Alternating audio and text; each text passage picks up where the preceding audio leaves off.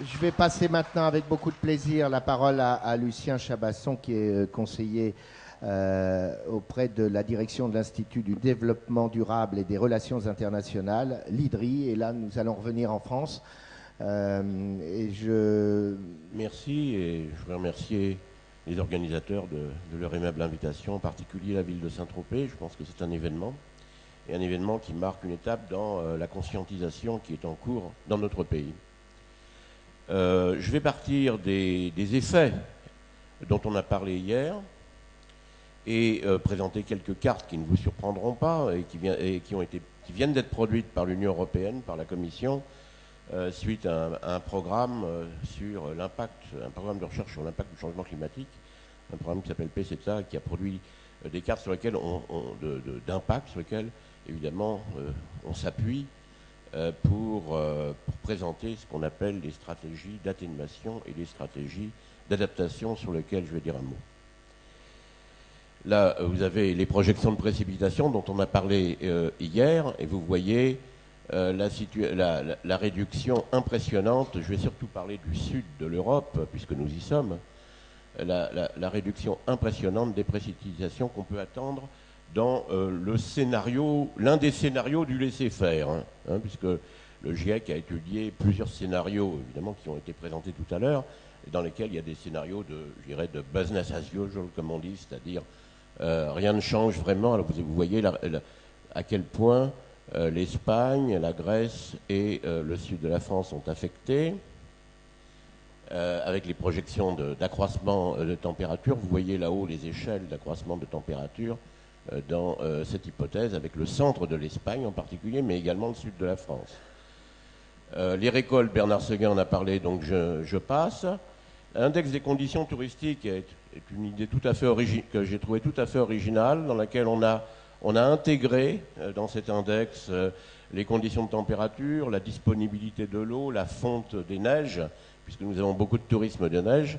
Et vous voyez là que certaines régions vont peut-être bénéficier du point de vue touristique du changement climatique, donc ça ne vous surprendra pas. Excusez-moi, vous pouvez expliquer les couleurs?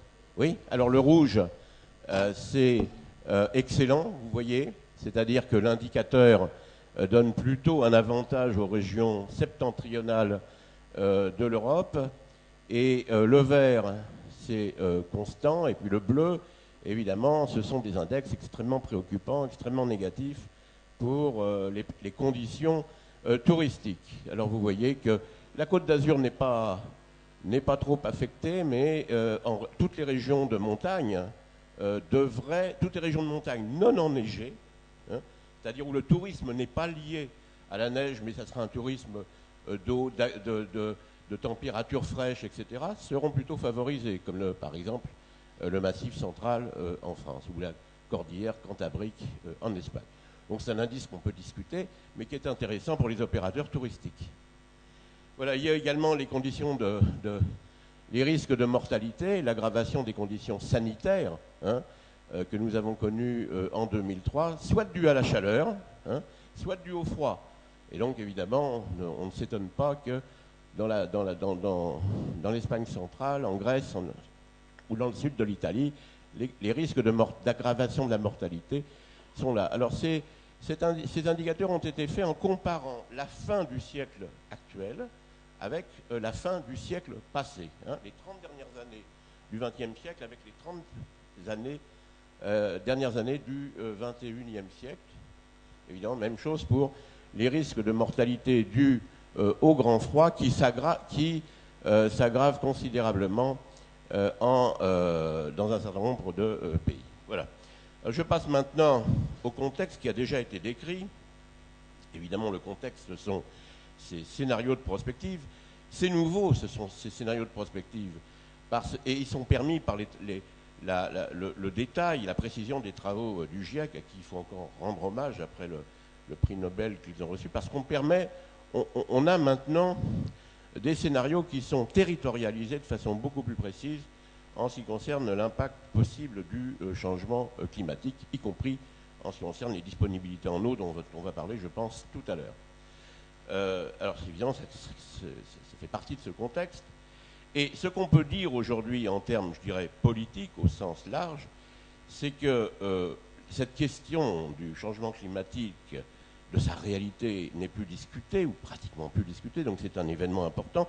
Et on le voit également dans la conception de la politique énergétique au niveau européen et au niveau français. Il est frappant, en particulier, dans le rapport que l'ex-commissariat au plan vient de publier, qu'on appelle le rapport Sirota, qui reconnaît, premièrement, que c'est le changement climatique qui domine la question de la politique énergétique, ce qui n'était pas le cas jusqu'à présent, hein, et c'était en particulier pas le cas après le premier choc pétrolier.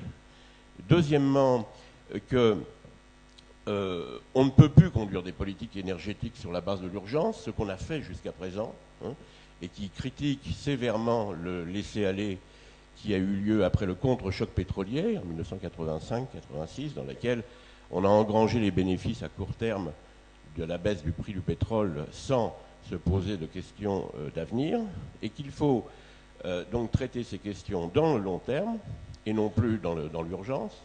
Et enfin, il reconnaît également que, contrairement à ce qui s'est passé en 73-79, il n'y a plus de solution miracle de type énergie nucléaire qu'on puisse proposer immédiatement comme technologie disponible, et c'est un changement d'ensemble des modes de production et de consommation qui doit être opéré. Donc il y a une véritable conscientisation, pas seulement dans l'opinion, mais dans l'appareil public en France, qui est assez spectaculaire. Alors je voudrais maintenant venir aux notions atténuation et adaptation. Vous voyez ces termes. Atténuation, qui est la traduction française de mitigation. En fait, mitigation, nous pourrions l'utiliser parce qu'il vient de l'ancien français, mitigation. Alors, essayons d'être clairs. L'atténuation peut vouloir dire deux choses. C'est l'atténuation des émissions, mais ça peut être aussi l'atténuation des impacts du changement climatique. Alors, ce qu'on utilise sous le mot atténuation, c'est l'atténuation des émissions.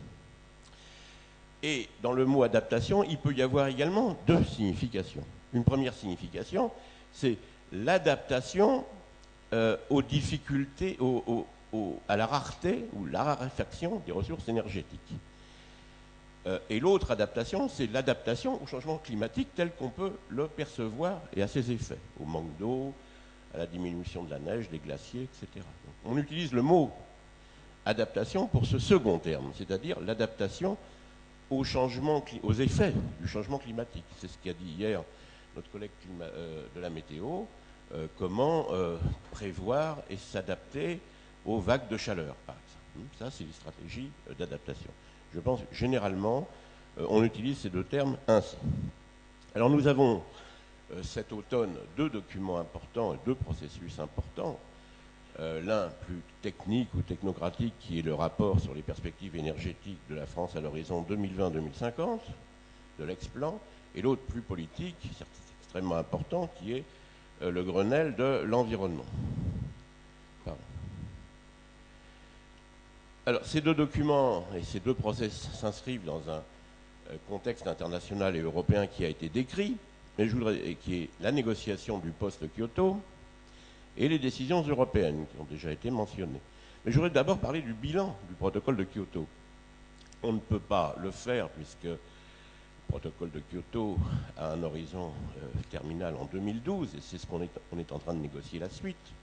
Mais tout de même, on peut être préoccupé par les premiers éléments qu'on a sur ce bilan, et en particulier sur les réductions d'émissions de gaz à effet de serre. Alors, je ne parlerai pas de ceux qui ne l'ont pas ratifié, comme les États-Unis, ou qui ne l'avaient pas fait, comme l'Australie, mais beaucoup des pays qui ont ratifié le protocole de Kyoto, comme le Canada, ou comme le Japon, même le Japon, sont très loin et n'atteindront pas les objectifs du protocole de Kyoto. Non seulement ils n'ont pas réduit leurs émissions de 7 ou 8%, mais ils les ont augmentées. À l'intérieur de l'Europe, qui se présente comme la région vertueuse, et là aussi, l'Agence européenne de l'environnement présente des chiffres préoccupants. On doute, à l'heure actuelle, qu'on soit sur le chemin de respecter les objectifs, somme toute, qui étaient considérés comme un petit premier pas du protocole de Kyoto. Il n'est pas certain. On est actuellement à moins 1%. Est-ce qu'on sera à moins 7 ou à moins 8% dans les 3 ans qui viennent, les 4 ans qui viennent? C'est une question. En tout cas, beaucoup de pays sont complètement en dehors des clous. Je voudrais signaler l'Espagne, par exemple, qui est à plus 51% d'émissions l'année dernière. L'Autriche et beaucoup de pays qui se mettent en avant, comme le Danemark et autres, sont très très loin des objectifs de Kyoto. Il y a 2 pays qui sont assez en avant, qui sont le Royaume-Uni et la France. Mais je voudrais vous rappeler que dans la bulle européenne dont je parlerai tout à l'heure, la France n'avait pas pris d'objectif de réduction. Elle avait obtenu, disons, d'avoir 0% dans le cadre de la bulle de diminution. Et donc nous sommes à moins 2% à l'heure actuelle. Mais comme vous le voyez, c'est un bilan quand même préoccupant. Alors, on doit garder cette question à la tête. Est-ce que ça signifie qu'au moment où on a ratifié Kyoto, il n'y avait pas une véritable conscientisation des acteurs économiques? Au fond, tous ces ministres de l'Environnement qui ont signé ce protocole avaient une conscience évidemment beaucoup plus avancée, que l'opinion publique ne suivait pas, les acteurs économiques encore moins. Ça serait mon interprétation. Ça serait mon interprétation. Et incontestablement, le dernier rapport du GIEC et le rapport Stern, le travail de vice-président Al Gore, etc., ont fait accomplir un bond en avant considérable à la prise de conscience. Alors, le contexte européen, avec les 20%, les 20-20-20, dont a parlé Patrick Criqui, je n'y reviens pas, mais c'est un contexte décisif pour la France, avec, je le rappelle, l'engagement ferme de l'Union européenne de baisser ses émissions de 20% d'ici 2020 par rapport à 1990, pas par rapport à l'état actuel. Et puis, et peut-être à 30 si un accord international est obtenu. Alors, que faisons-nous, nous, les Français, dans ce contexte? Nous avons inscrit l'idée du facteur 4, comme cela a été dit, de réduire nos émissions, diviser nos émissions par 4 d'ici 2050. Nous l'avons mis dans la loi, mais déjà, on voit les discussions apparaître. Et je voudrais présenter les termes de cette discussion. Dans le Grenelle de l'environnement, c'est un acquis, c'est un fait, on est parti de là. Donc, le groupe de travail numéro 1 du Grenelle, énergie-climat, le prend comme un acquis, comme un point de départ des propositions qu'il fait en matière d'objectifs de réduction. En revanche, dans les travaux du plan, de l'ex-plan, on trouve une discussion sur le fait que ce facteur 4 devrait s'appliquer à la totalité de l'Union européenne et ensuite être différencié pays par pays, en particulier en fonction des actuelles émissions par habitant de la quantité de CO2 émise par tonne d'habitant. Évidemment, la France est plus basse, beaucoup plus basse que par exemple l'Allemagne dans ce contexte. Et par ailleurs, il faudrait permettre à des pays qui sont encore moyennement développés de rattraper SIC, comme on dit, de ne pas entraver leur développement. Et par conséquent, on propose à nouveau, comme en 1998, une modulation des émissions pays par pays. Le facteur 4 serait un facteur qu'on appliquerait au niveau européen. La France ne réduirait ses émissions d'ici 2050 que de 2,2 et l'Allemagne devrait les réduire de 6, d'un facteur 6. Donc vous voyez les discussions en vue au sein de l'Union européenne lorsqu'on reviendra de la discussion de l'accord de post-Kyoto, si cet accord peut être trouvé. Pour le moment, cette discussion n'a pas encore émergé en France, mais on peut être certain qu'elle arrivera tôt ou tard. Alors, quoi qu'il en soit, il y a un consensus qui s'est exprimé au Grenelle, et ça c'est tout de même extrêmement important, sur les principales orientations des politiques énergétiques et les moyens de réduire les émissions, ou maîtriser les émissions de CO2 dans l'immédiat, les réduire par la suite. Et les deux grands secteurs, c'est la construction d'habitat d'un côté, les transports de l'autre, ceci représentant plus de 60% à eux deux des émissions de gaz à effet de serre. Donc c'est absolument considérable. L'unanimité sur la construction neuve, mais la construction neuve ne représente que 1% du parc existant. Donc même si on fait on produit une nouvelle génération d'immeubles neutres du point de vue carbone et même producteurs du point de vue énergétique ou parfaitement isolés, etc. Là-dessus, il y a un accord généralisé. On n'aura touché qu'une toute petite partie de la question. La question majeure, c'est celle de la rénovation, de l'isolation et de l'utilisation d'énergie dans les 30 millions de logements existants, ainsi que dans le tertiaire, dans les bureaux. C'est tout à fait important. Et là, on tombe sur toute une série de questions, je dirais de type socio-politique et économique. D'abord, la capacité des entreprises, du bâtiment à le faire, les techniques. Ensuite, le financement et le problème de la location en particulier. Et le Grenelle de l'environnement a fixé des objectifs assez ambitieux de rénovation, mais qui représentent un énorme défi financier. Et je voudrais dire que c'est un défi financier qui vient se confronter à d'autres questions financières. Les questions financières, il ne faut pas les oublier. Madame Boutin, ministre du Logement, a dit à la suite du Grenelle qu'elle ne sacrifierait pas le logement social neuf pour financer de l'isolation dans le parc HLM existant, et que ça ne devrait pas se faire au détriment de la production de logement social. Donc les questions sont là, ou plutôt elles sont sous le tapis pour le moment, mais lorsque le gouvernement affrontera réellement, disons, la mise en œuvre du Grenelle, on l'a vu pour l'automobile, je vais y revenir, on va le voir pour le logement, les questions financières s'imposeront immédiatement.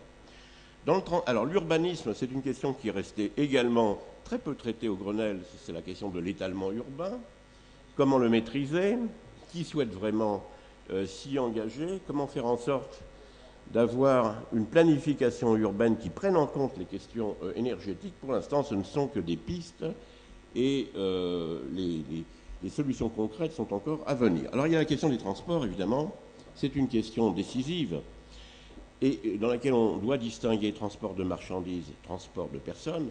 Les transports de marchandises, 25% des émissions de gaz à effet, de CO2 pour, disons, le bloc transport, c'est considérable et surtout, c'est très relié au développement du grand marché européen.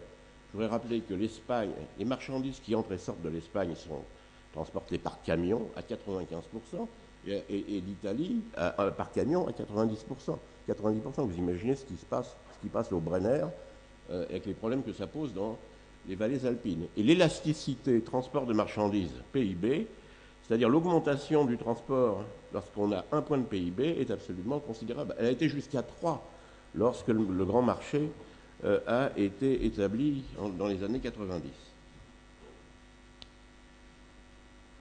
Alors, dans l'offre d'énergie maintenant, et non plus la maîtrise de la consommation d'énergie, deux questions critiques sont là et qu'on ne peut pas présenter de façon trop simple. La question de l'énergie nucléaire, bien sûr, l'énergie nucléaire est une réponse en termes d'émissions de CO2, mais les problèmes qu'elle soulève sont toujours là. La sûreté reste une question, on l'a vu avec des accidents importants qui se sont déroulés cette année au Japon et en Suède, qui sont des pays sérieux. La question des déchets reste là, elle n'est loin d'être complètement gérée. Et la question également du réchauffement, des centrales, disons de l'impact sur les grands fleuves, des centrales qui existent ou qui pourraient se développer. On l'a vu pendant la canicule qu'il a fallu fermer des centrales. Donc on ne doit pas négliger les questions d'environnement ou d'éthique pour les droits de génération future que pose la question nucléaire. Mais les énergies dites renouvelables aussi posent d'énormes questions. On l'a vu avec les biocarburants, ça a été dit par ma prédécesseuse. On a lancé très vite ce qu'on appelle aujourd'hui les agrocarburants. Mais aujourd'hui, on s'interroge sur la pertinence de cette filière, sur leur efficacité énergétique finale, parce qu'il faut beaucoup de pétrole pour produire en particulier le maïs ou de la betterave, etc.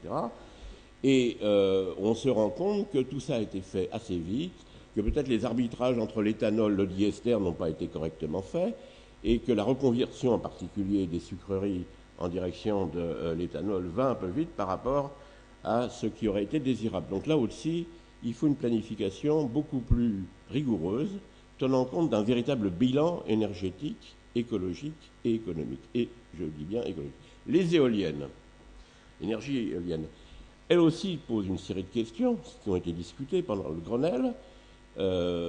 Il y a 6000 éoliennes prévues d'ici 2020 dans le Grenelle. C'est beaucoup.